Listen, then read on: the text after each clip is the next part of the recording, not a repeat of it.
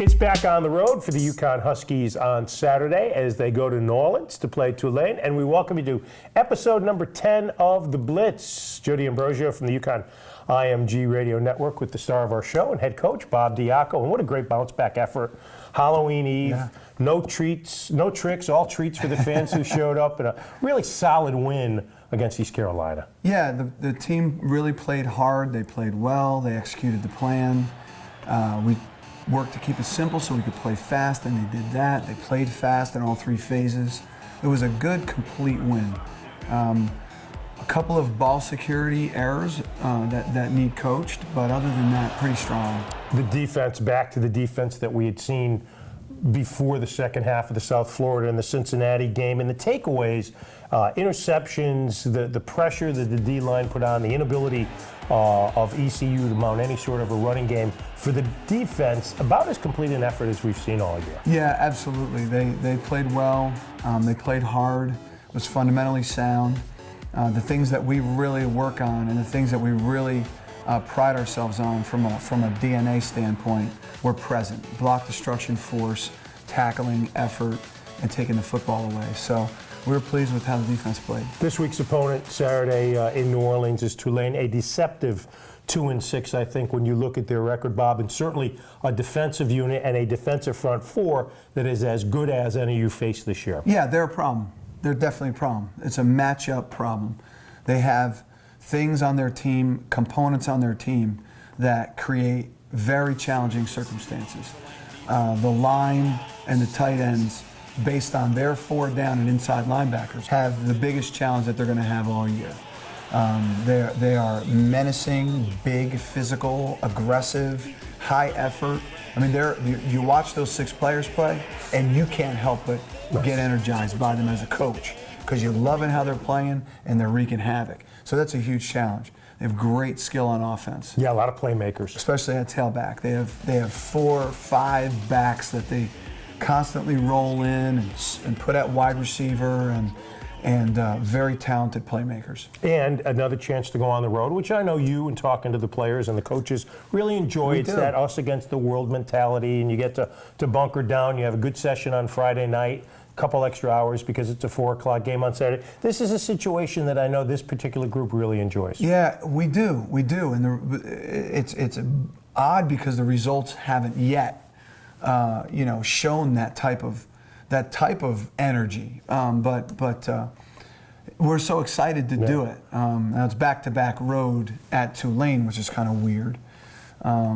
But neither here nor there. Right, exactly. We're excited about the challenge. And it's a great city. A lot of the kids from the South, their parents will show up easily, and the players, unfortunately for them, are under restrictions about going out, unlike the broadcasters who can go out. And the 4 o'clock game may help some of our people. We won't be out and about. But if we were going to be out and about, New Orleans, big good city. I would definitely be hitting the food scene there, for sure. Bob Diaco, head coach of the Huskies, looking to get win number 5 and even the record at 500. Thanks, good luck. Thanks, Joe.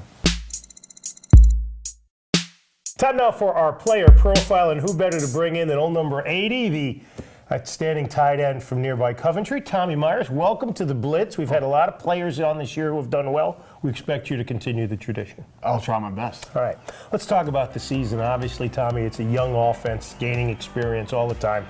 You and Alec Bloom have played outstanding at tight end. If you're going to give yourself a grade for this year, up to now, through 9 games, what would that grade be? Oh, man. You an easy marker or a hard marker? I'm a hard marker. Okay. Yeah, let's go with a B. Okay. We'll go with a solid B. What have you improved on since the start of camp, and what's one thing, Tommy, that you might want to do a little bit better down the stretch? Technique. Blocking technique has been a huge improvement, I think. Just being able to block at the point of attack. And improvement would be ball security. Coming off the last game, you might want to say that. But Absolutely. You guys, you've got 2 touchdown receptions, 14 catches on the year, and it seems like when the tight ends are involved, the offense seems to move better. That's just the way the offense is built, and it's a lot of stuff is through the tight ends, and I'm blessed to have that opportunity, and just try to do my best. No, we had you and Alec on the coaches show on the radio network. Talk about the working dynamic between you and big number 86. I just love working with Alec. It's easy, we trust each other, and if we need to work together on a block, he knows I'll be there, and I'll know he'll be there. So it's fun to work. Do you get a bigger thrill catching a touchdown pass from Sheriffs or throwing a big block for Newsome to run to the house? Which is better for you? Throwing a big block is always more fun. Watching somebody run 90 yards is impressive. All right, let's get to our special section we do with all the players. It's called 3 and Out. This kind of takes us not necessarily into the whole football realm here, but you have always played multiple sports. We know you were a great basketball player and track guy for the Coventry Patriots in high school. What made you pursue football in college? I just love the sport. I was thinking about playing basketball for a good chunk of my life, and I realized after my second season of football that I just loved it more than I loved basketball and wanted to pursue it. Now, Tommy's mom was one of the great rebounders in UConn history, albeit in the age where they had to take the ball out of the basket after every hoop. Yeah. And your dad played football here. Did they have any influence on what you decided? No, they didn't. They actually made it a point of not pushing me towards a college because they wanted me to go to the college I wanted to go to. Right. But after I committed to UConn, they told me, it was a good choice. Now you're a like that. strapping young man. What's your favorite food? Favorite food? Yeah. Pick one. I gotta go with, I'm an Irish guy. I gotta go with steak and potatoes. Okay, that's good. Least favorite food, thing that you wouldn't eat if it was the last thing on earth. Probably sushi. Yeah, I'm with you on that one. I just can't do the raw. There'll be no sushi consumed by the media in New Orleans. What's on your bucket list, either sports related or not? Something that you really would like to do. Man. I'd love to go with my dad and my uncle and go to an Army-Navy game. I think that'd be a good time.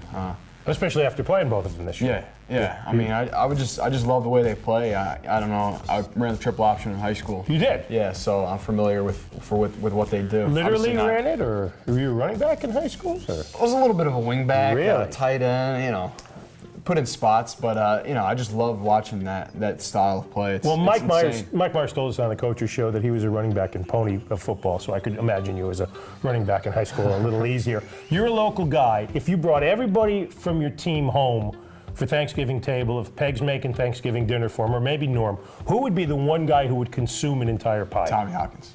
Really? You Tommy didn't even Hopkins, hesitate on hands that? down. Let me tell you a story about Tommy Hopkins. I've never seen someone eat so much food. Really?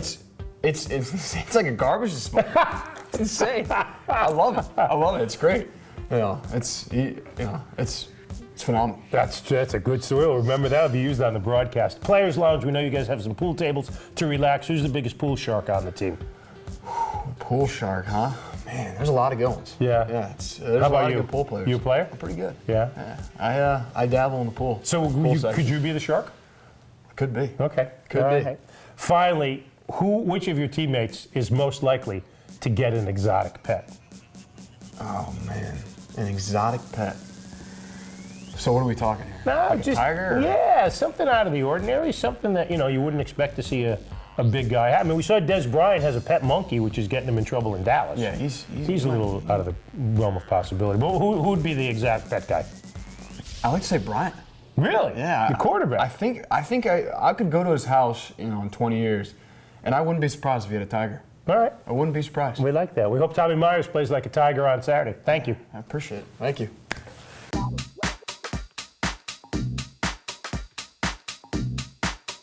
With just 3 games left on the schedule, UConn heads down to New Orleans to take on Tulane this Saturday. But before that, it's time to find out how much the UConn student body knows this week's opponent. Who is UConn football playing this week? Tulane? Tulane. Tulane. Tulane. They're playing Tulane. Where is Tulane located? New Orleans. I think it's New Orleans. New Orleans, Louisiana. New Orleans. Oh, New Orleans? We're the UConn Huskies. What is Tulane's mascot?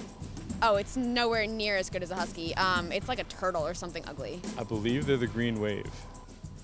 The Green Wave? They're a Green Wave. It is a wave of the green variety. Here's a little political science question for you. Which former Speaker of the House and former Republican presidential candidate who proposed building a colony on the moon went to Tulane? I don't know. I got no idea. I got nothing. Newt Gingrich. That's right. I know this one. Newt Gingrich. Can you name the 2 professional sports teams that play in New Orleans? The Saints and the Pelicans. The Saints. Seahawks. Pelicans. The Saints, football, and the Pelicans. Can you name the most famous street in New Orleans? Bourbon Street. Oh my God. Drawing a blank. Bourbon Street. Bourbon Street. Bourbon Street. All right, UConn football is taking on Tulane this Saturday at 4 p.m. Who's going to win? UConn. The Huskies. UConn. UConn football, of course. Hell yeah, UConn.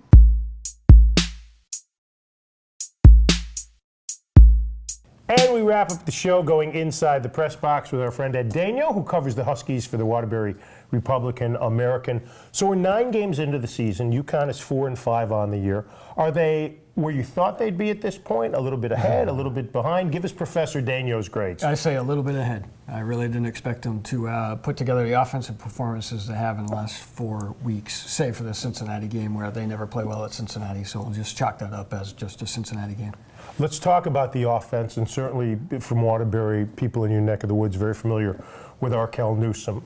We've said this a couple times on the show, Eddie, but I thought last year he played tight, being a Connecticut kid playing at his local school.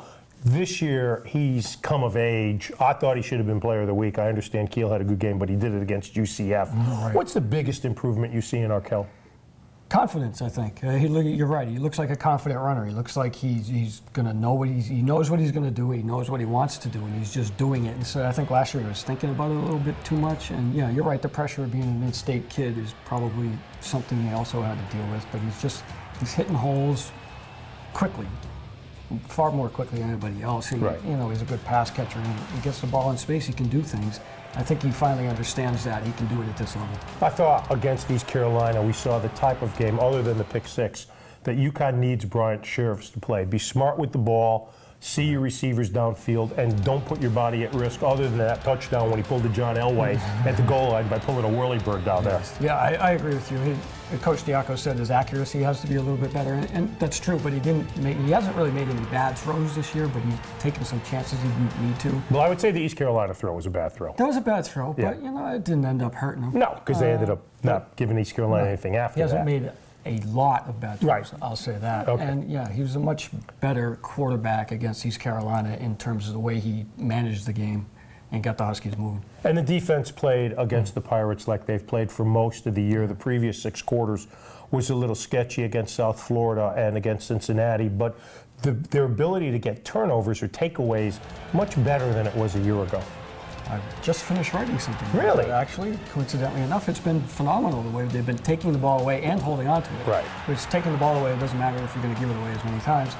And the impressive part to me is the number of interceptions. 14 interceptions, that's a lot of interceptions. Right. For a team that didn't pick off many passes last year at all. 8 last year, had 8 interceptions. So, I mean, it almost doubled their output in that regard. I think, obviously, you've seen the maturation of the cornerbacks and the safeties, and they're knowing where they need to be. And finally, this week it's Tulane. Last year was a pitcher's duel down there. 12-3 was the final. Not exactly like Saints Giants this past Sunday. No. I would expect another tight defensive game on Saturday.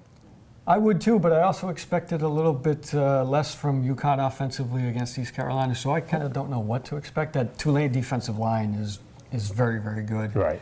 That's going to be a real challenge for the offensive line, which has started to play well. So I agree with you. I think it'll be low scoring, but you never know. UConn offense is starting to click a little bit. Starting to play a little bit better. You can follow Ed on Twitter at @EdDaniel. We'll let you figure out how to spell it. And, of course, you can read it on read Eddie in the Waterbury Republican American. Thanks for coming in again. Appreciate it, Ed. Thank you. So that'll do it for this week. Now, there's no show next week because the Huskies are off. We will be back before the Houston game, which is the home finale. For Ed, Tommy Myers, Coach Bob Diaco, and America's #1 video crew, as voted by themselves, UConn Video. I'm Jody Ambrosio. Thanks for joining us here on The Blitz.